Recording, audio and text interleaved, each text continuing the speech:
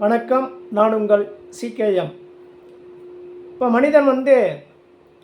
மனித குல வரலாறு பேசிகிட்ருக்கோம். மனிதன் இப்போ தண்ணி கண்டுபிடிச்சிட்டான், அடுத்து நெருப்பை கண்டுபிடிச்சிட்டான், அடுத்து குழுக்களுடைய பிரிவினை கண்டுபிடிச்சிட்டான், ஒளியை கண்டுபிடிச்சிட்டான். இப்போ அடுத்தடுத்து ஒன்று பரிணாம வளர்ச்சியில் ஒவ்வொன்றும் கண்டுபிடிச்சிட்டு வேட்டைக்கு போகிறதுக்கு ஈட்டி கொண்ட கண்டுபிடிச்சான்றது பேசிட்டோம். இப்போ அடுத்து பார்த்தோம்னு சொன்னால் விவசாயம். இவர்கள் வேட்டைக்கு போய் வர்றாங்க இல்லையா, அந்த கன்று குட்டிங்கள்லாம் தன்னோட வளர்ந்த பிறகு மாடெல்லாம் நம்மகிட்டே வளர்ந்துடுது. ஆடு மாடு கோழியெல்லாம் முட்டை எடுத்து உணவு கொஞ்சம் கொஞ்சமாக இவங்களுக்கு கிடைக்கிறது வாய்ப்பு வந்துடுது. இப்போ தன்னை மிருகத்திலிருந்து பாதுகாக்கிறதுக்கான ஒரு வேலியெல்லாம் போட ஆரம்பிச்சிடறான் தன்னை சுற்றி. இவங்களுக்கு இதுதான் பிரிவினை. ஒரு குறிப்பிட்ட வயசு, ஒரு 20-25 வயசு இருக்கிற வரைக்கும் வேட்டைக்கு போகலாம். பெண்கள்லாம் வீட்டில் இருந்து அந்த ஆடு மாடை பக்கத்திலே பார்த்துக்கணும். மற்ற மிருகங்களை அண்டு விடாமல் காடு கொஞ்சம் கொஞ்சமாக மேல் தளத்தில் மலை உச்சியில் இருந்து இது அவங்க வசிக்கின்ற இடத்துல சுற்றி காடு இல்லாமல் சமவெளியாக சரி பண்ணிடுறது. அதன் பிறகு அதை சுற்றி கூட பள்ளம் போடுறதுக்கான ஏற்பாடும் நடந்திருக்கும். ஏன்னா எந்த ஒரு மிருகமும் தாண்டி வரக்கூடாது நம்மளன்ட்டு. இப்போ ஒரு பெரிய ஒரு உதாரணமாக பார்த்தோம்னா ஒரு 1/2 கிலோமீட்டர் ஒரு ரவுண்ட் பண்ணிட்டுன்னு வச்சுங்களேன், அதை சுற்றி ஒரு 10 அடி பள்ளம் போட்டோம்னா பெரும்பாலான மிருகங்கள் அதை தாண்டி வராது இவங்க இருக்கிற இடத்துல. அந்த மாதிரி தனக்கு பாதுகாப்பாக பள்ளம் போட்டுக்கலாம். இன்றைக்கி நிறைய கோட்டைகள் அது நடந்திருக்கு பார்த்தீங்களா. இப்போ செஞ்சி கோட்டையில் போனீங்கன்னா பார்க்கலாம், அந்த கோட்டையை சுற்றி ஒரு பெரிய பள்ளம் வந்துகிட்டே இருக்கும். மழை பெஞ்சால் அது தண்ணி கூட இருக்கும். இங்கேயும் தண்ணி அவங்க தேக்கி வச்சிருக்க வாய்ப்பு இருக்குது. இந்த பள்ளம் போட்டுட்டாங்கன்னா மழை காலத்தில் அந்த பள்ளத்தில் தண்ணி இருக்கும். சரி, இவங்க எப்படி கடந்து வருவாங்க அப்படின்னா, ஒரு பனைமரம் மாதிரி ஒரு மரத்தை கொண்டுட்டு வந்து லைனாக அடைக்கிட்டு அது மரத்து மலை இவங்க நடந்து போகிற மாதிரியும் நடந்து வர மாதிரி ஏற்பாடு பண்ணியிருக்கலாம். நிறைய ஆய்வு வேணால் நம்ம ஓரளவுக்கு தான் இதை ஆய்வு பண்ணுறோம். அந்த நடந்து போயிருக்கலாம். தன்னை பாதுகாக்கிறதுக்கான வேலையை தான் மனிதன் ஆரம்ப காலத்தில் போராடி கொஞ்சம் கொஞ்சமாக தன்னை பாதுகாத்துருக்கான். இதில் பார்த்திங்கன்னா உயிர் பலி என்பது அதிகமாக ஈடுபட்டிருக்கும். காரணம் அப்போ மருத்துவம் கிடையாது. ஆனால் பெரும்பாலான இவர்கள் நடந்து கொண்டே இருக்கிறார்கள். இப்போ கூட பார்த்திங்கன்னா பெரிய அளவில் நடக்கிறவனுக்கு வியாதி கம்மி, நடக்காதவனுக்கு எல்லா வியாதியும் வரும். எதிரிலேருந்து ஒருத்தன் தும்மனவொடனே இவனுக்கு சளி பிடிச்சிடும். காரணம் இவனுக்கு உடம்புல எந்த ஒரு சக்தியும் கிடையாது. ஹோட்டலில் போய் சாப்பிட்றோம், என்ன ஹோட்டலில் சாப்பிட்றோம் நாகரிகமாக நடந்துக்கிறான்னா, இருக்கிறதுலே ரொம்ப அநாகரிகமாக ஹோட்டலில் தான் நடந்துக்கிறான். சாப்பிட்டுக்கினே இருப்பேன், எதிரில் ஒரு அச்சுன்னு தும்புவான். அது நேராக சளி. அந்த சளிக்கு உயிர் இருக்குன்னு அவனுக்கு தெரியாது. அதில் இருக்கிற அத்தனை கிருமி நேரம் நம்ம சாப்பிட்றது நம்மளை அறியாமலேயே நம்ம சாப்பாட்டு வந்து உட்காந்துரும். வேறு வழி இல்லை, அவனை கேட்க முடியாது, வெளியே போனாலும் சொல்ல முடியாது. இந்த கொடுமையெல்லாம் வேறு நம்ம சந்திக்கிறோம். அப்போ அங்கே அன்றைக்கி சுகாதார பிரச்சனை இருந்தது. அதனால் இனப்பெருக்கம் இருந்துகிட்டே இருந்தது. இப்போ சொல்கிறேன் இல்லையா, எங்கள் பாட்டி 16 குழந்தை பார்த்தாங்க, எங்கள் பாட்டி 20 குழந்தை பார்த்தாங்க. அன்றைய பெண்களுக்கு குழந்தை பிறக்கிறது தான் வேலையே. ஏன்னு சொன்னோம்னா பெரும்பாலும் அவங்க கட்டுப்பாடெல்லாம் வச்சுக்க முடியாது. இன்றைக்கி இப்போ பார்த்திங்கன்னா நம்ம நாயை பார்க்குறோம், ஆடு மாடு எல்லா மிருகத்தையும் பார்க்குறோம். எதுக்கும் குடும்ப கட்டுப்பாடெலாம் கிடையாது. பிறப்புன்றது எண்ணிக்கையே கிடையாது. குழந்தை பிறக்கிற வரைக்கும் குழந்தை பிறந்துன்னு தான் இருக்கும். ஏன்னா இல்லைன்னா இன்றைக்கி இந்த மனித சமூகம் இவ்வளோ நீடித்து வந்திருக்க வாய்ப்பு கிடையாது. குழந்தை பிறந்துகிட்டே இருக்கும். அதன் பிறகு அவங்க உடல் உழைப்பால் அவங்க நீண்ட காலம் வாழ்ந்துருக்கிறாங்க. உடல் உழைப்பு அதிகமான காரணத்தினால அவங்க நீண்ட காலம் வாழ்ந்துருக்கிறாங்க. இப்போ நம்மெல்லாம் பார்த்திங்கன்னா நம்மளுக்கு ஒரு தேதியை சொல்ல முடியல, ஒரு வருஷத்தையே 100 வருஷன்றான், அதுவே நிரந்தரம் கிடையாது.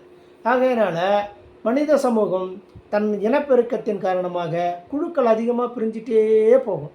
அப்படி குழுக்கள் ஒன்றா கூடி ஒரே இடத்துல குழுக்களாக இருக்க போய் தான் மற்ற மிருகம் தன்னை வேட்டையாடாமல் பாதுகாத்து தனக்கான உணவை தேடி வேட்டையை ஒரு பெரிய உருவாக்கி, ஒரு பக்கம் விவசாயம்னா என்ன, அவங்க விவசாயம் தெரிஞ்சு பண்ணதில் இந்த காய்கனிகளை கொண்டு சாப்பிட்றாங்க இல்லையா, அதனுடைய விதையை இங்கே வச்சோம்னா இது சாப்பிடக்கூடிய கனி, மாப்பழம் வாழை இப்படி என்னென்ன சொல்கிறேன் இல்லைங்களா, இதெல்லாம் தன்னை சுற்றி ஒரு தோப்புக்களாக உருவாக்கிறாங்க. இப்போ முருங்கைக்கீரைலாம் வீட்டு பிறகு அன்றைக்கும் காய்கறிகள்லாம் இந்த சாப்பிடக்கூடிய உணவு நம்மளுக்கு இதெல்லாம் சாப்பிட்லாம், இந்த உணவெல்லாம் நம்மளுக்கு பிரச்சனை இல்லைன்னு நினைக்கிறானோ அந்த உணவெல்லாம் அவன் இடத்துலையே உற்பத்தி ஆக்குற அளவுக்கு தயாராகிட்டான்.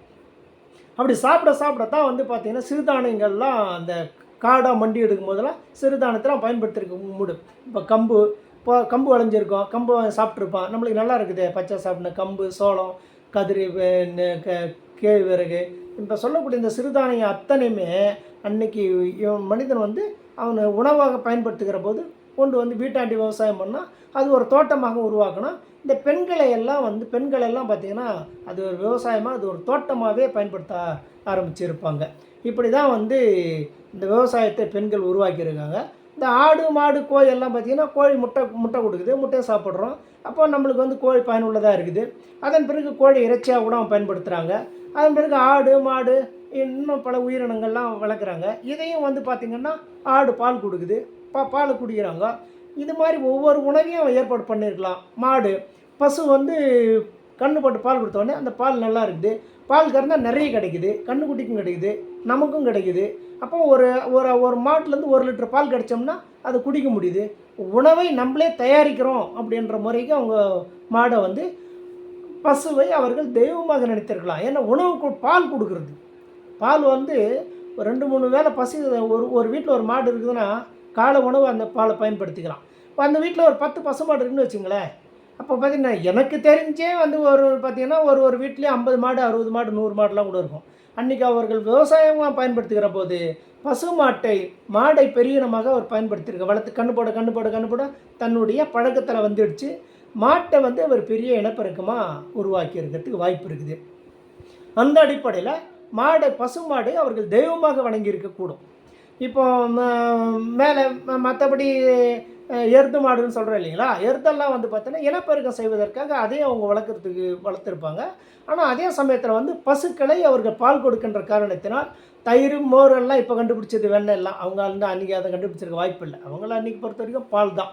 இந்த பாலுக்காக அந்த பசுவை தெய்வமாக வளர்த்துருக்காங்க. இன்றைக்கி வரைக்கும் பசு தெய்வமாக வணங்கப்படுகிறது. அந்த அடிப்படையில் தான் இப்போ மற்ற ஆடுகள்லாம் இருக்குன்னா ஆட்டுக்கு அவ்வளோ பால் கிடைக்கல, மற்ற உயிரினத்தில் அவ்வளோ பால் வர வாய்ப்பு இல்லை. அதனால் பால்ன்ற இடத்துல மற்ற உயிரினத்தை நம்ம பயன்படுத்தியிருக்க முடியல அவனால். இப்போ பங்காளின்னு சொன்ன பார்த்தீங்களா, இந்த 20 குடும்பம் ஒருத்தன் வேட்டையாடிட்டு வந்தான்னு சொன்னால் அந்த வேட்டையாடிட்டு வந்த உணவை அனைவருக்கும் சமமாக பிரித்து கொடுக்குறது பேர் தான் பங்காளி. அப்போ வந்து பார்த்திங்கன்னா எல்லாமே அதில் உள்ளடக்கியிருக்கும். நம்ம வேட்டை சமூகம் மட்டும் இந்த இறைச்சியை மட்டும் சொல்கிறத விட இந்த விவசாயத்தில் விளைஞ்ச பொருளை கூட பங்காக பிரிச்சுருப்பான். இந்த இடத்துல விவசாயம் பண்ணுறோம், இதில் வந்து ஒரு கொஞ்சம் சோளம் கிடைக்குது, நம்ம 20 குடும்பத்தை பங்கு போட்டுக்கணும்.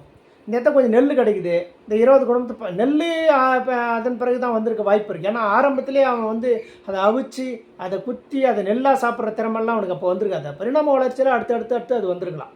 ஆனால் எடுத்த உடனே பார்த்தீங்கன்னா சோளம், கம்பெல்லாம் ஸ்ட்ரைட்டாகவே அடித்து சாப்பிட்லாம். அந்த நாளில் வந்து இந்த விவசாயம் எல்லாம் கம்பு, சோளம், இந்த இப்போ சொல்ல சிறுதானியன்றது அத்தனையுமே கொஞ்சம் கொஞ்சமாக தானியத்தை விவசாயம் செய்யறதுக்கு அடுத்தடுத்து ஒன்று கொண்டு வந்துருக்கலாம். அந்த அடிப்படையில் நெல் வந்துருக்கலாம். நெல் வந்த பிறகு நெல்லை வந்து அதை குத்தினா தான் அரிசி ஆகும். அது ஏதோ ஒரு வயல் கண்டுபிடிச்சிட்ருப்பான். இன்றைக்கி எல்லாத்தையும் கண்டுபிடிக்கலையா, இன்றைக்கி என்னென்ன கண்டுபிடிக்க போல் நெல்லை அதை வந்து உரலில் போட்ட மாதிரியும், அதை அந்த மரத்தில் எடுத்து கனமாக இருந்தால் அதை குத்தனா அது உமி பிரிகிற மாதிரியும் எல்லாம் அடுத்தடுத்து கண்டுபிடிச்சிருப்பான். அது பச்சையாகவே சாப்பிட்ருப்பான். அந்த அரிசியை பச்சையாக சாப்பிட்ருக்கிறப்போ கொஞ்சம் தண்ணியில் கூட ஊற வச்சு சாப்பிட்லான்னு போட்டுருக்கலாம். தண்ணியில் அந்த அரிசி நல்லா ஊறி பெருசாக வருதுன்னு தெரிஞ்ச உடனே தண்ணியில் ஊற வச்சு சாப்பிட்டுக்கலாம். இதை அப்படி சுடு தண்ணியில் ஊற வச்சு எப்படி சாப்பிட்ணும்னா சோறாக பயன்படுத்திக்கலாம். இப்படி தான் பரிணாமல் உணவு வந்து அடுத்தடுத்த கண்டுபிடிப்பில் வந்திருக்கும். இப்படி ஒவ்வொரு உணவு பழக்கம் முதல்ல வந்து தனக்கு பாதுகாப்பு, 2வது தண்ணி, 3வது நெருப்பு, 4வது உணவு, இதெல்லாம் கண்டுபிடிச்சான். அதாவது பயமறியாத இருந்த இவனுக்கு இதையெல்லாம் கண்டுபிடித்து மிருகம் அது இதுங்கட்டெலாம் இருந்து தன்னை பாதுகாப்பு வச்சு கொண்டு வரான் இல்லைங்களா. அப்போ தான் இவனுக்கு இதையெல்லாம் இவங்காட்டேருந்து தப்பிச்சோம்னா அடுத்தவன், இன்னொருத்தங்காட்டேருந்து தப்பிச்சோம்னா அடுத்தவன், இப்படி ஓரளவுக்கு ஞானம் வந்துட்ட பிறகு அவனுக்கு ஒரு பயம் வருது. அந்த பயம்தான் பக்தியாக மாறுது. இதை அடுத்த பதிவில் பேசுவோம். நன்றி.